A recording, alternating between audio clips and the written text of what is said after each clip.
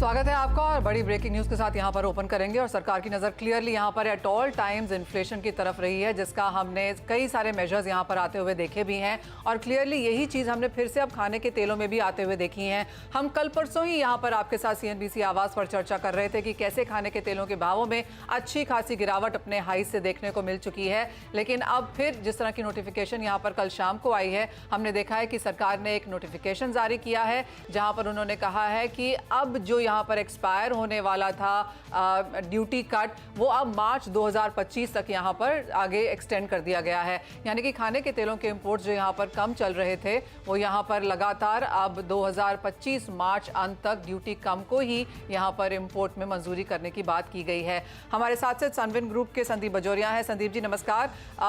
शायद बाजार ये एक्सपेक्ट नहीं कर रहा था क्योंकि काफ़ी ज़्यादा इंपोर्ट कम स्तरों पर आ चुके हैं, लेकिन क्लियरली इलेक्शन और जहाँ तक इन्फ्लेशन की बात है वो काफ़ी यहाँ पर मद्देनज़र है। तो संदीप बजोरिया जी कैसे देखते हैं आप ये current prices as of now, और जिस तरह का सरकार की तरफ से हमने ये रिएक्शन आता हुआ देखा है, अब आगे जाकर क्या लगता है? मनीषा जी, गवर्नमेंट ने ये जो एक्सटेंशन किया है 31 मार्च 2024 का 31 मार्च 2025 को, ये देखिए इलेक्शन का टाइम है, लोकसभा इलेक्शन फिर मई में होने वाले हैं। तो गवर्नमेंट ने एक प्रीएम्प्टिव व्यू लिया है और मेरे ख्याल से सभी कमोडिटी में गवर्नमेंट ये कर रही है कि जो भी कंसेशनल ड्यूटीज हैं उसको बियॉन्ड टाइम एक्सटेंड कर दे रही है, सो दैट इन्फ्लेशनरी एक्सपेक्टेशन जरा भी बिल्डअप ना हो एंड मार्केट को ये क्लैरिटी हो जाए कि भैया ये कंसेशन ड्यूटी कंटिन्यू रहेगी। सो 31 मार्च 2024 को जो एक्सपायर हो रही थी, और नहीं तो ऑटोमेटिकली ड्यूटी 15 से 20% बढ़ जाती थी एडिबल में सब तेलों में, तो वो अभी ये एक्सटेंशन होकर 31 मार्च 2025 हो गया है। तो 25 तक ये कंसेशन ड्यूटी चलेगी। 5% क्रूड पे रहेगा, सनफ्लावर क्रूड, सोया क्रूड, पाम क्रूड, और 12.5% ओलिन मतलब पामोलिन रिफाइंड ऑयल पे रहेगा, प्लस 10% सरचार्ज होता है। ये स्ट्रक्चर है। अब ये इससे हमें कोई दिक्कत नहीं है, गवर्नमेंट अपने समझ में जो करना चाह रही है हम उनके साथ में है। हमारा इतना ही गवर्नमेंट से रिक्वेस्ट था कि भैया ये जो क्रूड ऑयल और रिफाइंड ऑयल का जो ड्यूटी डिफरेंस है, जो 5% क्रूड और 12.5 रिफाइंड है, ये ड्यूटी डिफरेंस को बढ़ाने की जरूरत है। क्योंकि आज मलेशिया इंडोनेशिया से ये हो रहा है कि जो क्रूड पाम ऑयल समझ के चलिए आज का लेवल है, वो लोग 700 800 और $80 में बेच रहे हैं, और ओलिन जो है वो फिनिश प्रोडक्ट जो है वो 855 में बेच रहे हैं, $25 का बेच रहे हैं। तो यहाँ की इंडस्ट्री को क्रूड लेके यहाँ मेक इन इंडिया करके रिफाइन करना डिफिकल्ट काम हो गया है, डिस्पैरिटी हो गई है, नुकसान हो रहा है। तो उसके लिए जब वहां इस तरह की ड्यूटी है और वो रिफाइंड प्रोडक्ट फिनिश प्रोडक्ट को $25 क्रूड से सस्ता बेच रहे हैं, तो गवर्नमेंट ऑफ इंडिया को भी हाँ ये जो ड्यूटी डिफरेंस है जो 7.5% ही है, बस क्रूड 5% है, रिफाइंड 12.5% है, ये 7.5 को उठा के 20%, करीबन गवर्नमेंट को 15% ड्यूटी डिफरेंस करना चाहिए। तो क्रूड की भले 5% ड्यूटी रखे, लेकिन रिफाइंड की ड्यूटी 20%। बजोरिया जी, ये तो आप लोगों की मांग और इंडस्ट्री की मांग काफी समय से रही है। सरकार ने इसे एज ऑफ नाउ नहीं देखा है। द ओनली थिंग जो सरकार वॉच कर रही है कि ड्यूटी कम रखी जाए, इनफ अवेलेबिलिटी हो और भाव यहाँ पर इन नियंत्रण रहे। और जैसे आपने कहा कि अगले 6, 8, 12 महीने तक जब तक इलेक्शंस खत्म नहीं हो जाते, हम शायद ये यहाँ पर लगातार चलता हुआ देखेंगे भी। दो चीजें जानना चाहेंगे आपसे, एक तो ये कि कंज्यूमर्स को, उपभोक्ता को कितना फायदा इसमें से मिलेगा, एंड एज एन इंडस्ट्री, क्योंकि आपकी मांग तो यहाँ पर नहीं मानी गई, उस लिहाज से, इंडस्ट्री के लिहाज से कैसे देखते हैं? कंज्यूमर के लिए तो पार्टी टाइम है मनीषा जी। okay. और मेरी गुलाल की कीमतें भी 10 साल की लो पे है, और ऊपर से अमेज़न की ड्यूटीज भी आप समझ के चलिए 10 साल की लो पे है। तो ये दोनों साथ में होने से कंज्यूमर को आप समझ के चलिए आज के दिन पामोलिन जो है और जो पाम रिफाइंड ऑयल है वो मिल रहा है होलसेल मार्केट में, आज समझ के चलिए ₹82 प्लस जीएसटी का रेट है। रिटेल मार्केट में ₹85 प्लस जीएसटी का रेट है। Soybean refined oil, sunflower refined oil, ये ₹90 प्लस जीएसटी का रेट है। तो ये कीमतें तो मतलब तेल की ऐसी है, मतलब देखिए 17% डिफ्लेशन है एडिबल ऑयल में, तो गवर्नमेंट ने अपने डेटा में खुद ने कहा है। तो कंज्यूमर के लिए बहुत अच्छा टाइम है, and I am very happy कि कंज्यूमर को सस्ता तेल मिल रहा है और हम इसमें हाथ बटाना चाहते हैं और हम खुश है। इससे हमारी अच्छी बात है कि 10% डिमांड बढ़ी है वेज ऑयल की। अच्छा, 10% डिमांड इस साल में बढ़ी है?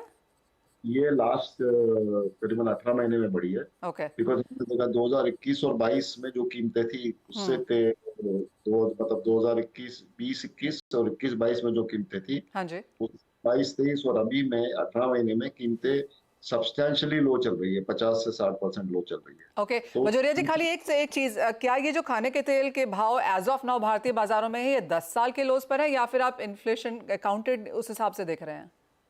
नहीं नहीं नहीं, इन्फ्लेशन अकाउंट नहीं कर रही है। नॉर्मल में ही जो मार्केट चल रहा है वो करीबन मतलब जो एवरेज चल रहा है वो 10 साल के लो पे है। ओके और जहां तक इंडस्ट्री की बात है बजोरिया जी, क्लियरली मार्जिन्स हम बात करते रहे हैं कि प्रॉफिट मार्जिन्स यहां पर लगातार ऑन द वीकर साइड हैं, crushing margins on the weaker side हैं। तो अब इंडस्ट्री यहां पर क्या करने देख रही है अगले 1 साल के लिए? इंडस्ट्री के लिए देखिए ये टफ टाइम जरूर है, लेकिन जैसे मैंने आपको कहा कंजम्पशन बढ़ रहा है, डिमांड बढ़ रही है, तो हमारा बेस बढ़ रहा है। तो ठीक है, आज हमें पैरिटी नहीं है और हमें थोड़ा नुकसान होकर काम करना पड़ता है इंडस्ट्री को, लेकिन हमारा मार्केटिंग और कंज्यूमर बेस बहुत स्ट्रांग हो रहा है। एंड जब जाके इलेक्शंस हो जाएंगे और उस समय गवर्नमेंट हमारी बात को सुनने में थोड़ा ज्यादा और अटेंशन देगी, तो उनको मेरिट तो है ही, बात में मेरिट 100% है, उसमें कोई दिक्कत ही नहीं है। तो गवर्नमेंट उस समय फिर ये ड्यूटी स्ट्रक्चर में थोड़ा करेक्शन करेगी, तो इंडस्ट्री को पैरिटी और मार्जिन में भी इंडस्ट्री आ जाएगी। तो हमें इस कंज्यूमर बेस बढ़ने से और टोटल ओवरऑल डिमांड बढ़ने से इंडस्ट्री को खुशी है, उसमें कोई दिक्कत नहीं। Industry is happy about it कि आज एडिबल ऑयल का कंजम्पशन देश में जो है 260 लाख टन का हो रहा है पर साल, जो 230 लाख टन का था 21 और 22 में, और अभी 23 में 260 लाख टन का कंजम्पशन हो गया है। तो इंडस्ट्री के लिए तो मार्केट बड़ा ही है, इंडस्ट्री में कैपेसिटी भी बढ़ी है, रिफाइनिंग कैपेसिटी बढ़ी है, क्रशिंग कैपेसिटी बढ़ी है, और लोकल प्रोडक्शन जहां तक सीड है, सोया सीड का, सरसों सीड का, वो तो आप देख रहे हैं 100 से 105 लाख टन के आसपास सोयाबीन है, सरसों भी करीब 100 से 105 लाख टन है। अगर एक और चीज बजोरिया जी, अगर इंडियन बाजारों के ये हाल हैं कि भाव इतना गिर चुके हैं, अंतर्राष्ट्रीय बाजारों के क्या क्यूज हैं? क्योंकि इंपोर्ट तो करना ही है हमें फिर भी। अंतर्राष्ट्रीय बाजारों में भी तेल की सप्लाई में कोई कमी नहीं है। मतलब अंतर्राष्ट्रीय बाजारों में बार बार हिकअप आता है, जैसे ये रशिया वॉर पे हिकअप आया, लेकिन वो सब स्टेबलाइज हो गया है। अभी माल यूक्रेन से भी आ रहा है, रशिया से भी आ रहा है, यूरोप से भी आ रहा है, अर्जेंटीना से भी आ रहा है सनफ्लावर। उसी वजह से मलेशिया इंडोनेशिया से लगातार सप्लाई शुरू है।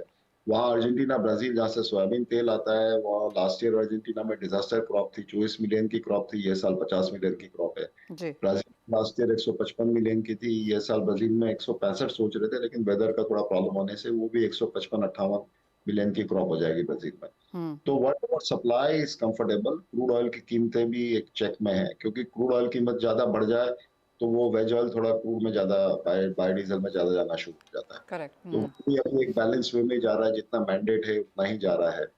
तो उस कारण को देख के वे वर्ल्ड में सप्लाई का दिक्कत नहीं है, एंड डिमांड अच्छी चल रही है। और लेकिन कुछ कंट्रीज ऐसे हैं जहां डॉलर की दिक्कतें हैं, पाकिस्तान है, बांग्लादेश है, कुछ अफ्रीका के नेशंस हैं यहाँ, तो वो लोग जितना पहले जोश से एडिबल ऑयल खरीदते थे उतना नहीं है, आ रहे हैं, डॉलर्स उनके पास उतने अवेलेबल नहीं है। एब्सोल्युटली, तो वो एक दिक्कत जरूर है। एब्सोल्युटली। तो अंतर्राष्ट्रीय बाजारों में ऑफकोर्स यहाँ पर काफ़ी दिक्कतें, लेकिन भारतीय बाजारों में उपभोक्ता यानी कि कंज्यूमर्स के लिए अच्छी खबर है। जैसे बजोरिया जी हमें कह रहे हैं कि 10 साल के लोज पर भारतीय बाजारों में फिलहाल खाने के तेल वापस पहुंच चुके हैं।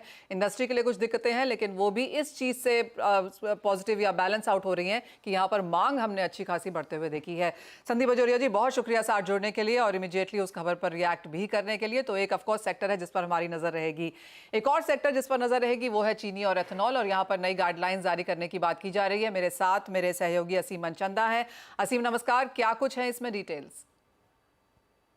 देखिए 7 दिसंबर को सरकार ने एक नोटिफिकेशन जारी किया था, एथेनॉल के लिए डाइवर्शन को रोक लगा दी थी, शुगर करने के जूस को, और उसके बाद चीनी इंडस्ट्री की मांग पर सरकार ने इसमें थोड़े से नियमों में ढील दी और कहा कि 17 लाख टन का सुरकोज आप अलाउ कर दिया। और अब सरकार ने एक नोटिफिकेशन और जारी किया। सबसे पहले तो जो केन कमिश्नर्स है उनको कहा है कि आप कड़ी निगाह रखें कि जो चीनी कंपनियां हैं वो अल्कोहल बनाने के लिए या फिर स्पिरिट बनाने के लिए एथेनॉल को, शुगर केन को, गन्ने के जूस को डाइवर्ट ना करें। और दूसरा एक ये भी दिक्कत है कि बहुत सारी एथेनॉल के प्लांट्स हैं जिन्होंने एथेनॉल बेस्ड प्लांट लगाए हैं, जिन्होंने कि अनाज के बेस पर भी लगाए हुए हैं और चीनी के बेस के ऊपर भी एथेनॉल प्लांट लगाए हुए हैं। तो वहां पर भी सरकार को ये डाइवर्ट हो जाएगा, तो उसमें काफी परेशानी आ जाएगी। उसको भी अब रोक दिया है। सरकार ने कहा है कि जहां भी अगर आपने प्लांट लगाए हैं इनकी आपको अलग से बैलेंस शीट मेंटेन करनी पड़ेगी। तो डाइवर्ट कर रहे हैं उसको मेंटेन करना पड़ेगा। सरकार इसको हर महीने आपको रिपोर्ट देनी पड़ेगी। सरकार इसकी जांच भी हर महीने करेगी और सरकार के पास पावर रहेंगी कि आकर को इन्वेस्टिगेट कर सकती है, सर्च कर सकते हैं कि आप जरूरत से ज्यादा एथेनॉल तो गन्ने का जूस तो डाइवर्ट एथेनॉल बनाने के लिए नहीं कर रहे। तो कहीं ना कहीं एक रिस्ट्रिक्शन में इंडस्ट्री को जरिए बांध दिया है। एब्सोल्युटली। तो फाइनली वो गाइडलाइंस तो हमको यहाँ पर असीम ने डिटेल में समझाई हैं, लेकिन हमारे साथ आइस्टा के चेयरमैन प्रफुल्ल वटलानी हैं। प्रफुल्ल जी, आपसे ये समझना चाहेंगे कि इसका इम्पैक्ट अब शुगर इंडस्ट्री पे क्या होने वाला है? आ तो चुकी थी, अब उसको जो प्रोसीजरल करना है उसके लिए है, क्योंकि एक ही टारगेट है गवर्नमेंट का कि हर हालत में हम लोग डोमेस्टिक सेल्फ सेटिस्फाइड। जी। हम लोग all India sugar trade association आज की तारीख में the way progress of the season is going on, और उसके बाद जो 7 तारीख को स्टेप लिया गया और जो एक करीबन 18 लाख टन चीनी ज्यादा बनने का स्टेप हो गया है। आइस्ता ने कभी भी नहीं सोचा था कि कभी हमें इंपोर्ट की जरूरत पड़ेगी। जो एक न्यूज आर्टिकल या कोई एक गॉसिप्स चल रहे हैं मार्केट में लास्ट 3-4 दिन से कि India will have to import, तो उन्होंने और सख्ती कर ली है इस चीज दो जो सर्कुलर है उससे, कि कहीं पे भी इंडिया को इंपोर्ट ना करना। मैं आपके माध्यम से क्लियर करना चाहता हूं कि ना आइस्ता ने कभी कभी नहीं सोचा है, और हम आज की तारीख में भी कह रहे हैं अकॉर्डिंग टू टुडे इंडिया को शुगर आयात करने की कोई जरूरत नहीं पड़ेगी 2023-24 के लिए।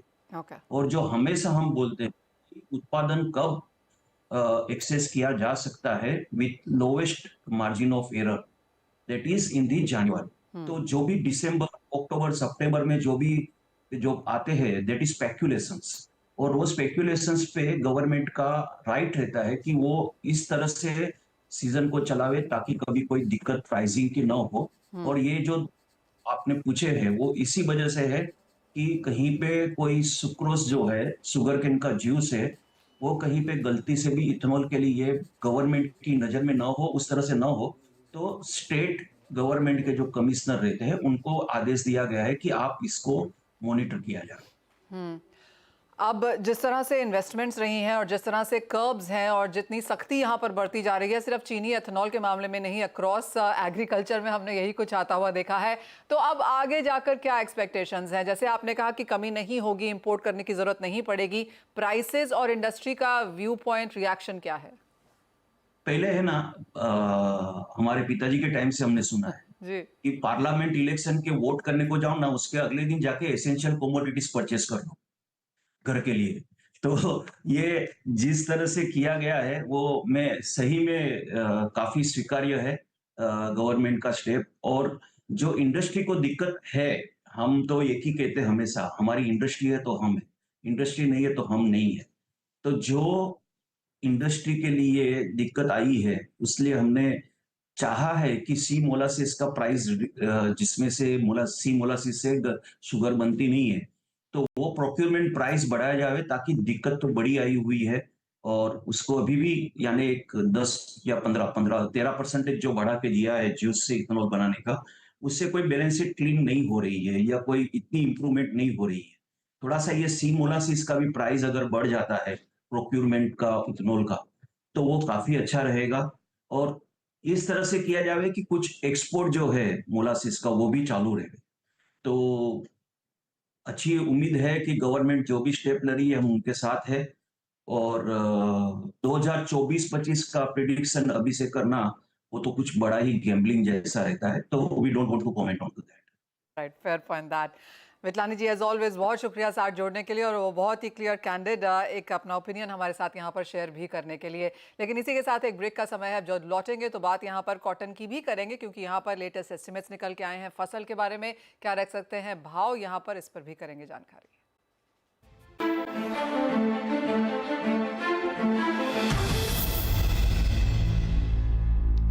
स्वागत है आपका, और हमारे साथ अब हैं all India cotton FPO association के प्रेसिडेंट मनीष डागा। मनीष जी नमस्कार।